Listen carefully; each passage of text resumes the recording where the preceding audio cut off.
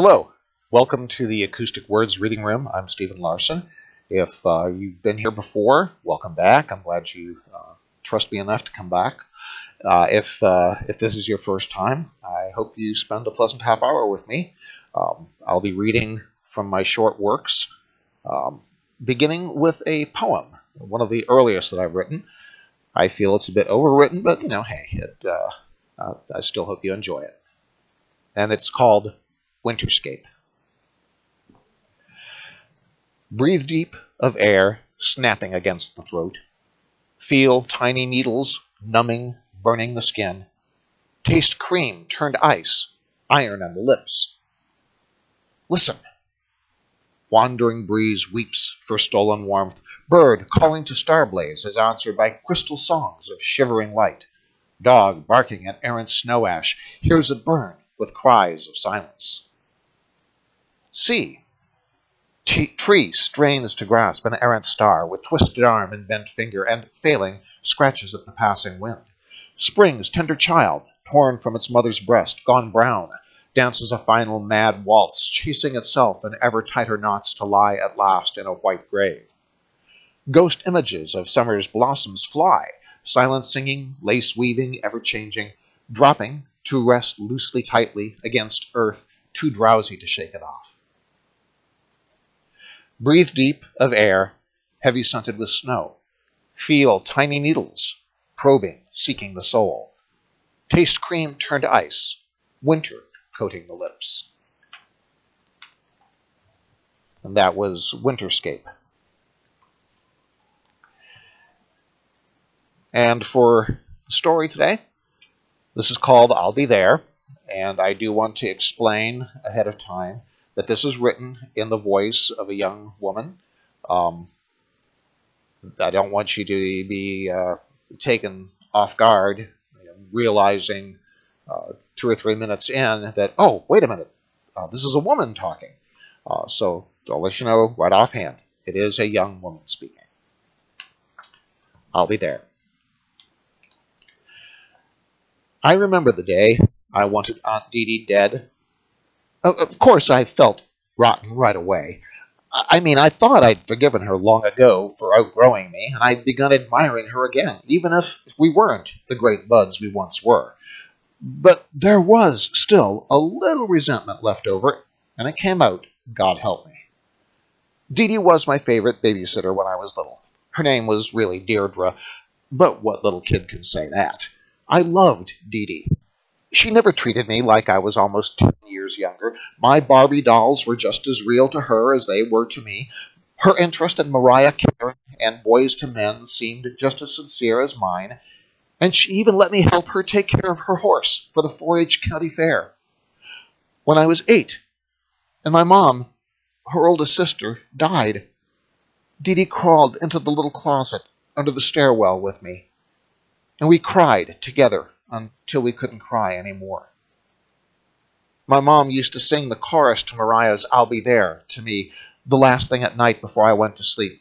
She must have told Dee Dee about that, because I remember falling asleep under the stairwell in Dee Dee's arms while she sang over and over, I'll be there, I'll be there, just call my name and I'll be there. I thought Dee Dee would be with me forever. Then I turned 9, and she abandoned me to go to college. I hid my resentment from her pretty well, but I think it was the first time I ever really lied to her. And she did try to keep things the same between us. She spent as much time with me as she could when she came home, and I spent at least 2 or 3 weekends each year visiting her. I remember one visit, not too long after Dee Dee had gotten her own apartment off campus. We were dressing up so she could take me out to dinner, and she told me to look through her jewelry box for a necklace. She came into the room to find me staring at a delicate gold chain bearing a dove carved from moonstone. I was crying.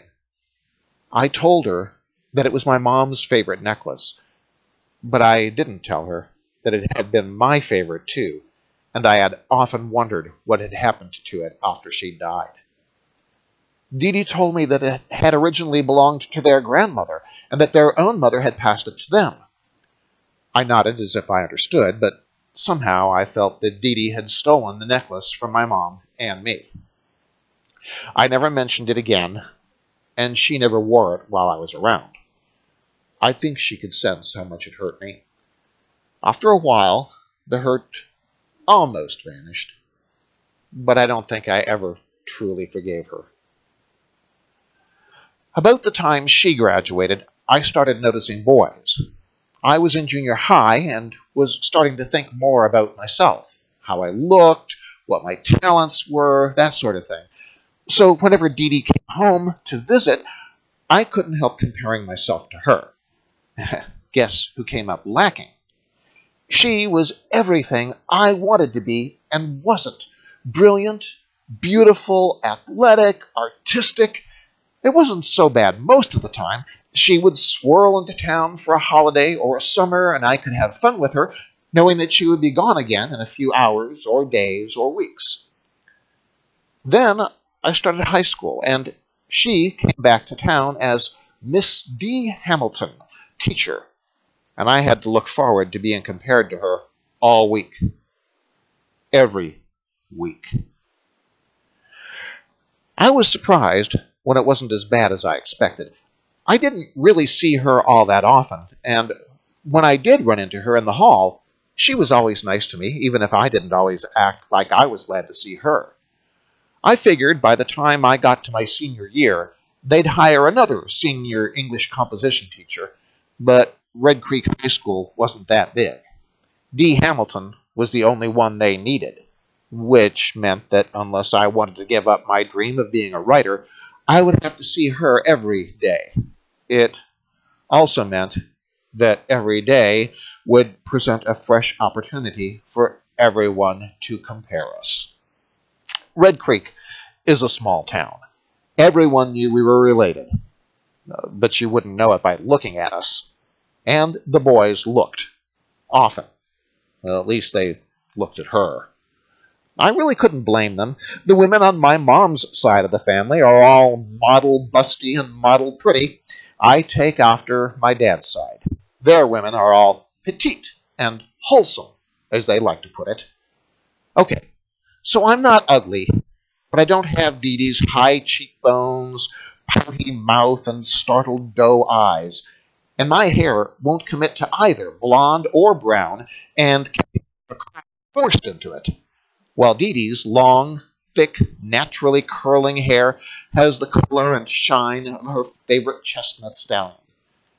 And her body? Well, even if she'd worn oversized, shapeless sweatshirts, which she never did, the boys probably still couldn't tell you what color her eyes were. My best friend Terry kept telling me I was a late bloomer, but compared to Aunt Dee Dee, or even to Terry, I sometimes felt that at 17, I wasn't even budding yet. So when I suddenly found myself with a boyfriend just a month into summer vacation after my junior year, I was ready to hire a brass band, send up fireworks, and hold a press conference. Bryce and I had grown up together in the same small church, and he was always teasing me. So when he asked me out one night after our youth group meeting, I thought he was joking. He'd grown into one of the hottest guys in town, a terrific athlete, and all the most popular girls always wanted to go out with him. He seemed to have a new girlfriend every week, so I ragged him about finally getting around to me. Then I looked into his eyes and realized he was serious.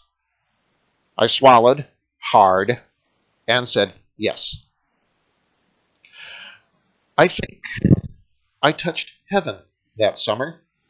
Everything was so right. Bryce was every bit as sweet as he was handsome. He spent at least 4 nights of the week at our house, and we spent almost every minute together when he wasn't working on his parents' farm. It took a lot of conversations down by the creek, but he finally convinced me that he really did want to be with me, and that I was worth loving. Yes, he said loving. I lived for 3 days on that one word alone. It also scared me, at least a little, because as soon as he said it, I began to be afraid of what he might expect of me. But by the end of summer, the only thing he'd asked was if he could kiss me. I went into my final year of high school with more confidence than I'd ever had. I was even able to walk into D. Hamilton's senior English comp class with my head high. I set my books on a desk in the back half of the room and was about to sit down when a pair of strong hands grabbed my waist from behind. "Hi, babe." I turned my head, startled, and Bryce kissed me on the cheek. "What?" I blinked up at him. "What are you doing here?" "Well, I decided to take English comp." "Why? You told me English gave you hives." "I know," he grinned, "but I wanted to be with you, and this is the only class that fit into my schedule." Now I was totally confused. "But you had to sign up last year."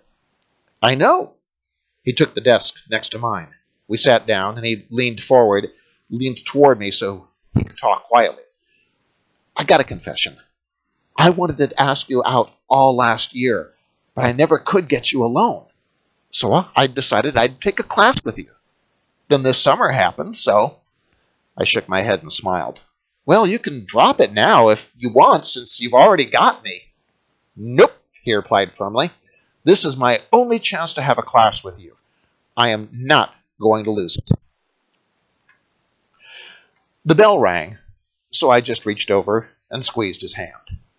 Then I turned my attention to the front of the class, where Aunt Dee was smiling, and my heart skipped a beat. For a moment, I wondered if Bryce had really signed up for English comp so he could take a class with Miss D. Hamilton. He wouldn't have been the first. Everyone had noticed a slight but significant increase in the male population of the class since she'd taken it over. But then she winked at me, as if to say she approved of my choice, and I relaxed. Maybe things were going to turn out all right after all. A month later, I wasn't so sure. It started small. Bryce hung back a couple times after class to talk to Dee Dee. I knew he was having some problems with the assignments, so I figured she was just explaining something to him. Then he started going by at the end of the day. He usually asked me to come with him, and I sat by while he and Dee Dee talked about grammar and punctuation and paragraph structure and rising action and denouement. Then I found out, from one of his former girlfriends, that Bryce had been by the room a couple times without me, and that he and Dee Dee had been laughing. The ex-girlfriend had a particularly self-satisfied smirk when she said this, so I brushed it off. But after that, my senses seemed much more finely attuned to both Bryce and Dee Dee. Still, I could find nothing to really worry me, until one evening when I was waiting at Papa Benito's for a pizza date with Bryce. I was early, for a change, so he didn't think to look for me when he came. Dee Dee was there, too, on the other side of the room. She hadn't seen me come in, but I'd noticed her because of the jocks that kept stopping by her table. When Bryce walked through the door, his eyes went immediately to the other side of the room. I looked, too, just in time to see Dee Dee grin and wink at him. That's when I decided I wanted her dead. I felt guilty right away, but at the same time, I felt so furious. I slipped away from the table and headed for the bathroom. I needn't have worried about either of them seeing me, though, since they had eyes only for each other. I wanted to cry, but there were a couple of the really popular senior girls in there. I knew the whispers about Bryce and Dee Dee and me had probably already begun, and I didn't want to give them the satisfaction of seeing me upset. So I smiled in the mirror and brushed my hair and checked my makeup and dreamed of horrible things to do to Dee Dee.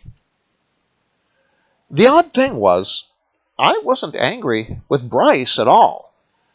In a way, I felt sorry for him, like a small animal that had been trapped by a calculating hunter. No, he was helpless before her. It was Dee Dee who was at fault, and I wanted her to pay. When I came out, Bryce was waiting, so I pretended I hadn't already been sitting at another table. I was able to keep up a cheerful conversation the rest of the evening, and the next day at school, and every day after that. I acted like nothing was different. It wasn't too hard, really. I'd had a lot of practice over the years keeping my feelings inside, but I couldn't completely hide my hatred for Dee Dee. I know she wondered why I was so cold, but since I never put myself into any position to talk to her, she never had a chance to ask. October came, and with it came homecoming. Bryce had asked me to the dance long before. I probably should have told him now that I'd changed my mind. In fact, I probably should have broken up with him completely. I was sure it wasn't too late for him to find another girl to take to the dance. But no. I'd never been to a homecoming dance, and since it didn't look like I was going to be going to the prom next spring, I was not about to give up what would likely be my only dance. So I slapped a smile on my face and shopped for my dress, determined to enjoy myself if it killed me. I also decided that watching Bryce and Dee Dee gave me nothing but heartache, so I tried to ignore whatever they had with each other. The odd thing was, after that evening in Papa Benito's, everything seemed to return to the way it was before. Bryce would still stop by the room occasionally for help with his assignments, but he always insisted that I go with him. In fact, he seemed to be spending even more time than ever with me. I'd finally broken down and told everything to Terry, who thought he might have a guilty conscience, or maybe it was a ploy to divert attention. I was just confused.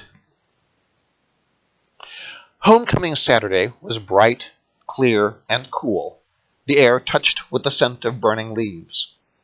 Bryce left his pickup truck at home and picked me up in his parents' car.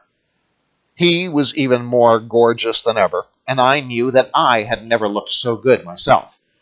We went to dinner first, and more than one guy in the restaurant noticed me, even with their own homecoming dates hanging on their arms. I was happier than I'd been in weeks. Bryce was the absolute personification of attention the whole evening, and I almost managed to forget my fears and doubts. My heart stumbled when we got to the dance, and I saw that Dee Dee was one of the chaperones. But after she greeted us and told me how beautiful I was, she spent most of the evening on the other side of the gym. The night passed in a cloud of music and sparkling colored lights, and Bryce's arms strong around me during the slow dances. He seemed to get nervous the longer the evening went, but since I couldn't figure out what could be causing it, I decided to ignore it. We spent every moment with each other until I finally had to excuse myself for a few minutes. I ran into Terry in the bathroom, and we giggled about our guys like we were freshmen again. Then I went back into the gym. I couldn't find Bryce right away. I walked around a bit, and then suddenly spotted him. He was with Dee Dee. They were in a corner where the lights were dim. I couldn't tell exactly what they were doing, but every once in a while, a spark of light thrown from the mirrored ceiling wall danced across them. I noticed one time that she was smiling at him. Then another sparkle revealed Bryce's hand in both of hers, and I turned away. I stood, biting my lip to keep the tears from spilling from my eyes. Then I felt an arm around me, and Bryce was by my side, leaning in close. "I need to talk to you," he said. Here it comes, I thought. Why couldn't he have at least waited till tomorrow? He turned me to face him. In spite of myself, I looked up into his eyes. After a moment, he looked away. Well, I thought, at least he has the decency to be embarrassed. I'm not too good at saying some things, he began. I wasn't about to let him off easily, so I just waited. He took a deep breath. These last few months, they've been something really special for me, he said. I wanted to do something for you to show how much you've meant to me, but I didn't know what.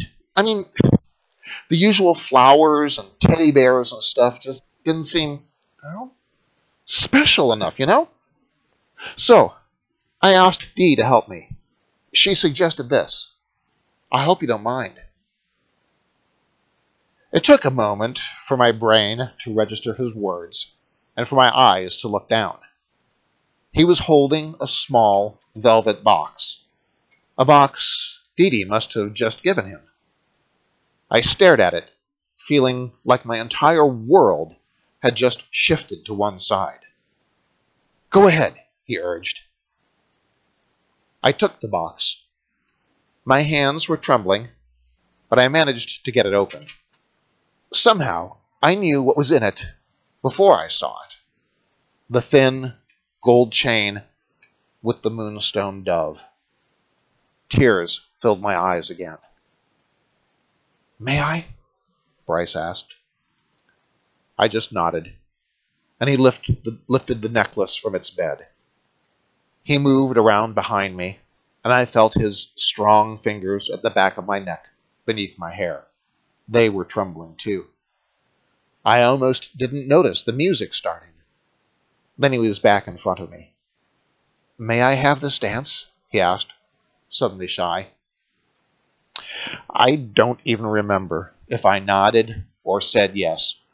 All I know is, all of a sudden, I was being held in the strongest embrace I'd ever felt, while Mariah Carey was singing, Let me fill your heart with joy and laughter. Togetherness is all I'm after. Whenever you need me, I'll be there. I buried my face in his chest so no one could see the tears, but I peeked quickly over to where the DJ was playing the music. Dee was standing there, with a smile so strong I wondered that the whole gym didn't light up. And that's when I finally understood. The necklace, the song, this was more than just Bryce telling me how much he loved me. This was my Aunt Dee telling me that whatever had happened or would happen between us, she would always be there for me. She winked at me, and I could see her lips moving along with Mariah's words. I'll be there. I'll be there. Whenever you need me, I'll be there. That was I'll Be There. Sorry, just dropped the book. That probably, that I admit, that's extremely hard on my sleeve type of writing. Probably a bit of a surprise from somebody who wrote something like The Wisdom of Solomon, which is one of my other readings on here. But I do hope you enjoyed it.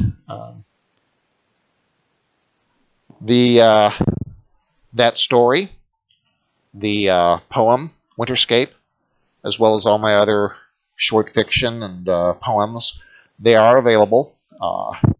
The short stories are available individually as electronic downloads. The poetry and the stories are all available as an electronic download and as a paperback.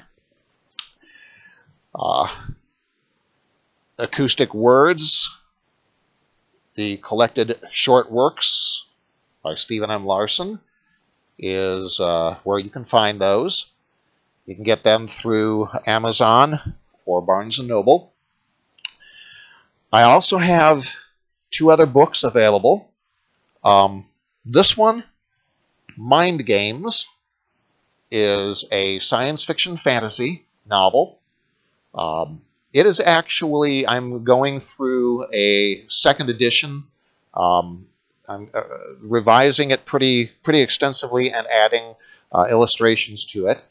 Right now, the 1st edition is still available online, but bear in mind that that will be replaced, I hope, in the near future. The other novel is The Eros Variations, a contemporary mainstream novel with illustrations and actually an accompanying soundtrack. It includes a symphony, not in the book, obviously, but I did write a symphony to go along with the novel. The symphony, you can hear it in its entirety. It takes about 50 minutes to listen to. You can hear it in its entirety on SoundCloud. The easiest way to access both information on the getting a hold of the novels and the short stories, and also a link to SoundCloud and a link to the Acoustic Words Facebook page, is to go to my own website, stephenmlarson.com. There's an About tab here on YouTube. You can click on that and get links there. And as ever, please go ahead and subscribe if this is your first time here. Put a like on the stories that you enjoyed listening to. Leave comments if you wish, and share it. Share this the YouTube channel with any of your friends who need to spend a half hour with something other than their own thoughts. Once again, thank you for stopping by, and I hope to see you again here in the Acoustic Words Reading Room.